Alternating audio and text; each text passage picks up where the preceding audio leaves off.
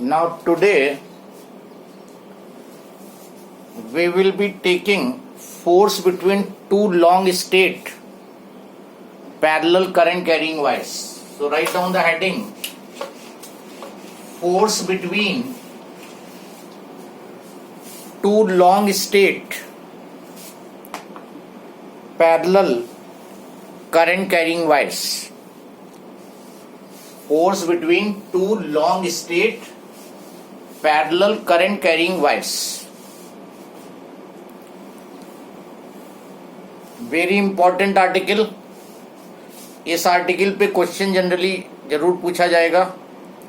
So write down, if two wires, two long straight wire carry current in the same direction, if two long straight parallel wires carry current in the same direction as here in the figure, current is flowing in the same direction, then they will attract each other. दोनों एक दूसरे को attract करेंगे and this will be the new position of the wire. Attraction के बाद they will attract each other. So if current is flowing in the same direction, they will attract, and if current is flowing in opposite direction, current is flowing in opposite direction, then they will repel each other. अगर current दोनों में opposite direction में है, then they will be repelling each other. ये एक दूसरे को repel करेंगे in this way. Current in the same direction, attraction, and if the current is flowing in opposite direction, they will repel each other. Sir heading बता दीजिए एक और बार. Force between two long straight parallel current carrying wires. दो long straight parallel current carrying wires के बीच में force find कर रहे हैं हम लोग.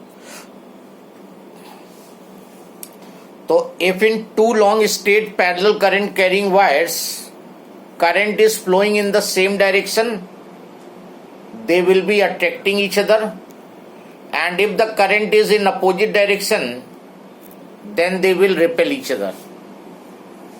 अब we'll find the magnitude of that force, by what force they attract or repel each other.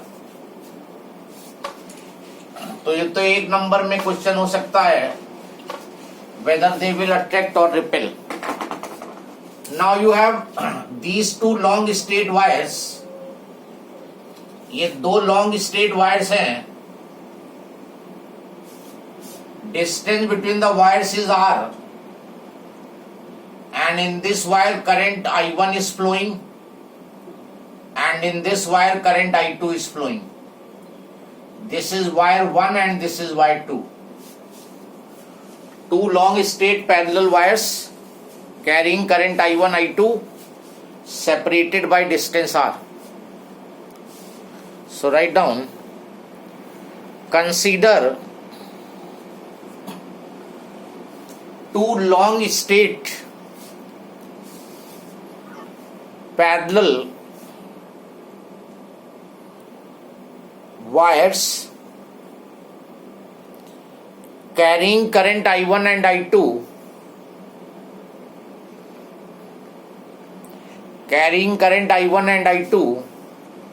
and are separated by distance R,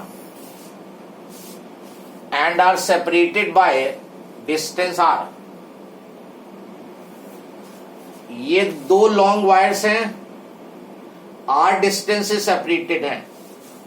now why this wire will experience force. पहले तो ये बात आती है कि ये सेकेंड वायर पे force क्यों लगेगा. This is current carrying wire, and if current carrying wire is situated in magnetic field, then it will experience force. तो इसका मतलब यहां पे किसी ने मैग्नेटिक फील्ड प्रोड्यूस की है. यहां पे ये वायर रखा हुआ है, ये वायर यहां पे मैग्नेटिक फील्ड प्रोड्यूस करेगा. तो magnetic field at distance R due to current in first wire. First wire में जो करंट है, इस करंट की वजह से इसके सराउंडिंग में मैग्नेटिक फील्ड प्रोड्यूस होगी, और हम मैग्नेटिक फील्ड वहां फाइंड करेंगे जहां ये वायर रखा हुआ है. तो इस वायर से आर डिस्टेंस पे जो मैग्नेटिक फील्ड है, लॉन्ग स्ट्रेट वायर की मैग्नेटिक फील्ड का फॉर्मूला होता है म्यू नॉट आई अपॉन 2 पाई ए, और ए की जगह आर आ जाएगा. और जिस करंट ने मैग्नेटिक फील्ड प्रोड्यूस की है वो I1 है, तो ये I1 हो जाएगा. और पहले वायर की फील्ड है तो B1 कर दोगे. B1 is equal to mu naught I1 upon 2 pi R. इतनी मैग्नेटिक फील्ड इस वायर ने यहां पे प्रोड्यूस की है. कोई बताएगा कि जहां पर सेकेंड वायर प्लेस्ड है वहां पर फील्ड का डायरेक्शन क्या होगा. ये जो फील्ड यहां पे प्रोड्यूस हुई है, इसका direction, yes, inward. Current upward, point is towards right. तो मैग्नेटिक फील्ड इनवर्ड. तो यहां पे इनवर्ड मैग्नेटिक फील्ड प्रोड्यूस हुई है, और मैग्नेटिक फील्ड में जब वायर होगा, करंट कैरिंग वायर, तो उस पे फोर्स लगता है. So next line write down, ये वायर 1 ये क्रॉस. नेक्स्ट लाइन में the wire 2 carrying current I2 is situated in magnetic field B1, so it will experience force. This wire situated in magnetic field will experience force. और magnetic field में जो force का formula होता है current carrying wire पे, F is equal to IPL, पढ़ा होगा तुमने. फोर्स करंट जो वायर में फ्लो कर रही है I2, और जिस मैग्नेटिक फील्ड में है वो B1, और लेंथ, जितने लेंथ पे हमें फोर्स चाहिए वो L. वैल्यू पुट कर दो B2 की, B1 की, mu naught I1 upon 2 pi R L. F upon L को सब्जेक्ट बना दो, mu naught I1 I2 upon 2 pi R. This is the expression for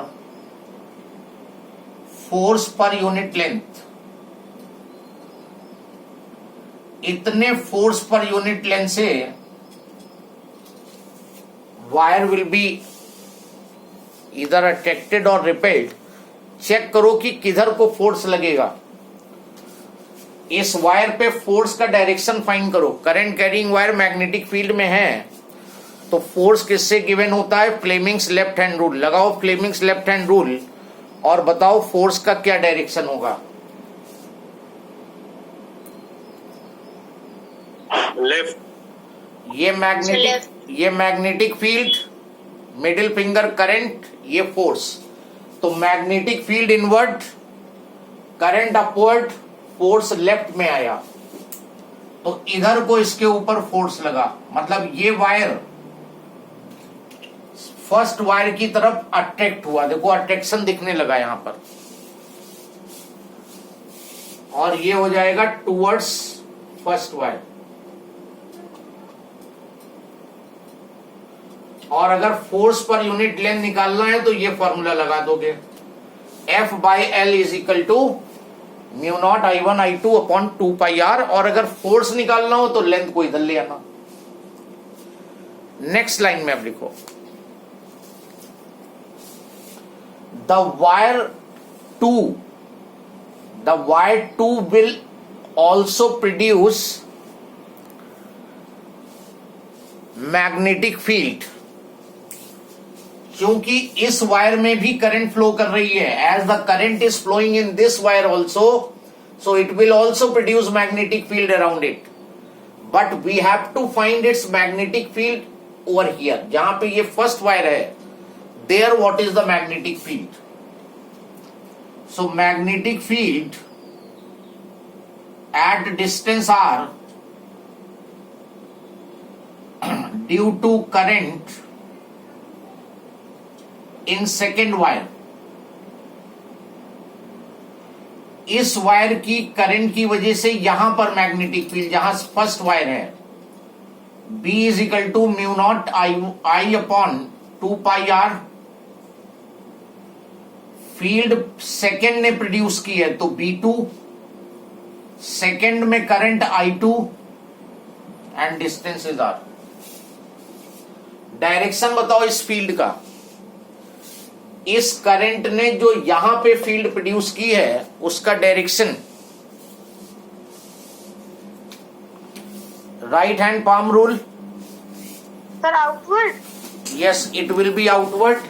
अब देखो इस करंट की वजह से, तो करंट तो ये हो गई और पॉइंट उधर है, इधर निकालने का कोई फायदा नहीं है, वायर तो यहां रखा है, तो यहां पे इसकी फील्ड निकालो and that will be coming outward, so this will be outward,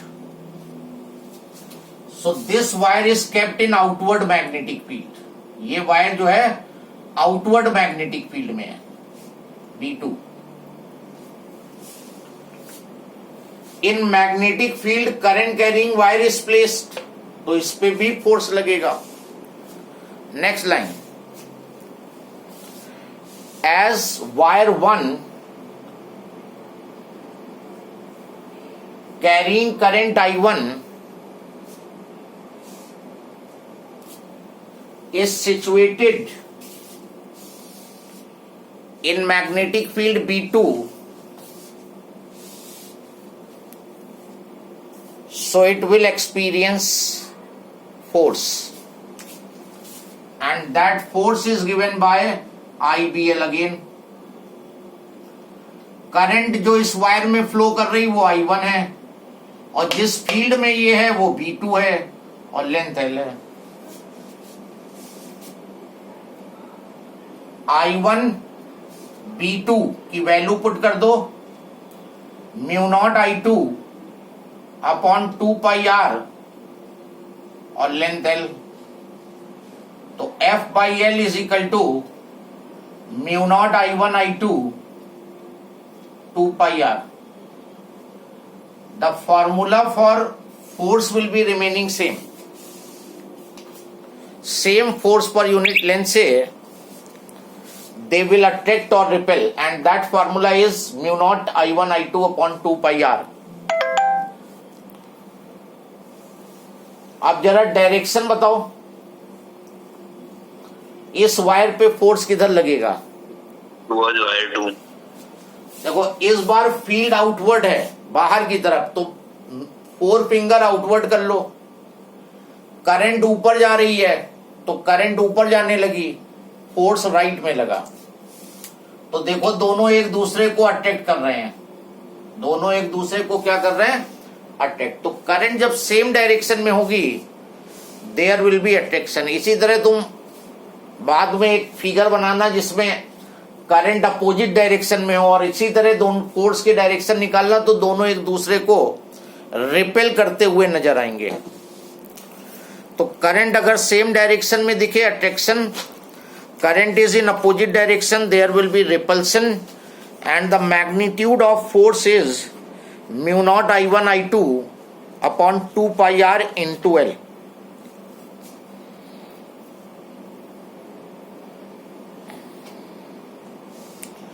Now write down question. Question write down. Yes, Tapur. Anything?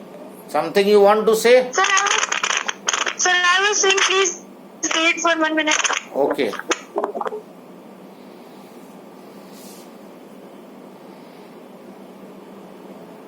Sir chapter कितना बचा है अभी?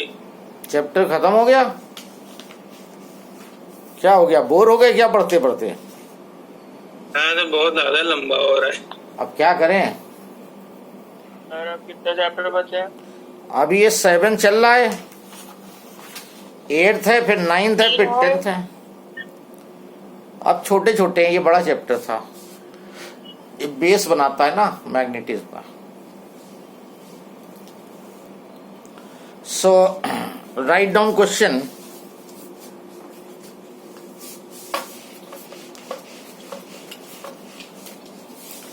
This figure is given 20 ampere. This is another wire 75 ampere. This is A, this is B, and distance between them is 1 centimeter.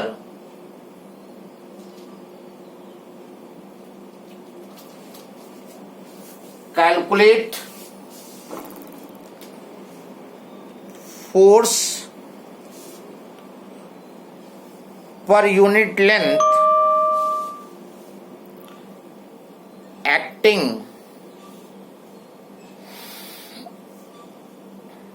on the wire B due to current flowing in wire A.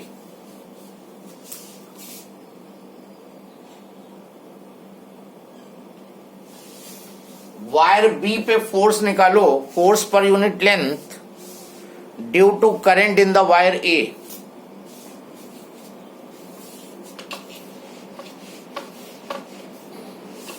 So you have 2 long straight parallel wires and you have to find force per unit length. जितना force per unit length इस पे लगेगा उतना ही इस पे लगेगा। तो due to current in A you have to find force on it. तो F by L is equal to mu naught I1 I2 2 pi R लगा दो, आंसर आ जाएगा। इसको I1 ले लो, इसको I2 ले लो, बी वाले को 2 ले लो, इसको 1 ले लो। तुम्हें फोर्स पर यूनिट लेंथ ही निकालना है। म्यू नॉट करंट 75 इंटू 20 2 पाई और आर की वैल्यू 1 इंटू 10⁻⁻2 मीटर में जरूर कन्वर्ट कर लेना। यहां से F अपॉन एल निकाल लो। ये तो कैंसिल हो गया, स्ट्रेट अवे 2। सॉल्व करके आंसर फाइंड कर लो।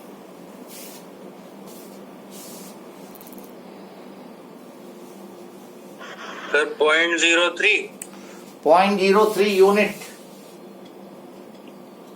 Newton per metre. Newton per metre.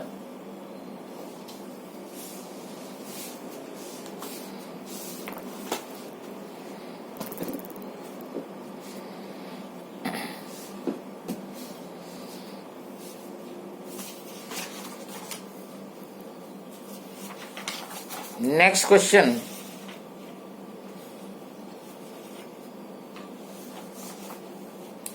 A long horizontal rigidly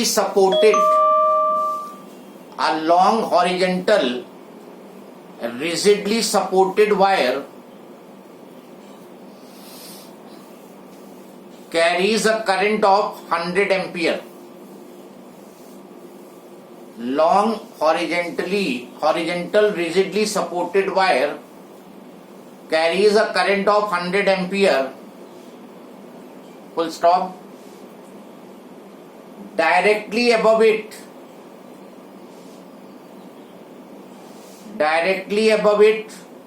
and parallel to it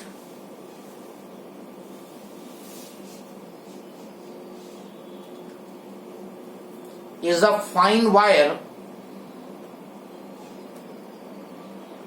that carries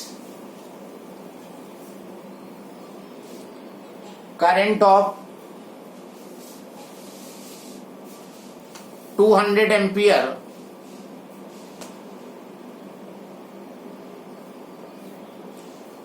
and weighs WEIGHS and weighs 0.05 Newton per meter.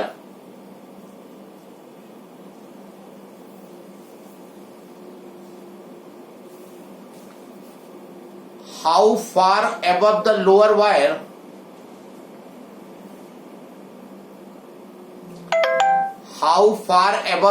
wire should the fine wire be kept?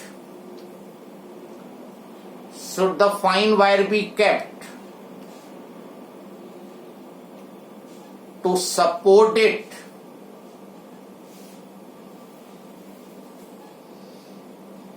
by magnetic repulsion.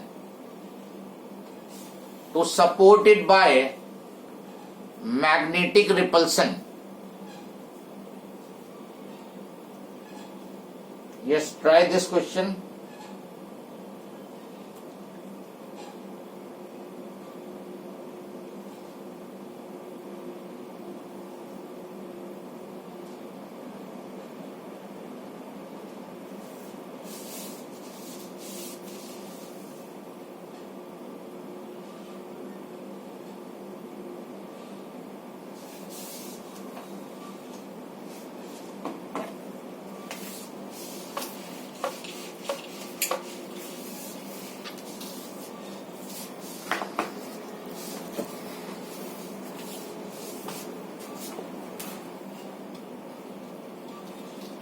A long horizontal rigidly supported wire, ये rigidly supported wire है, rigidly supported wire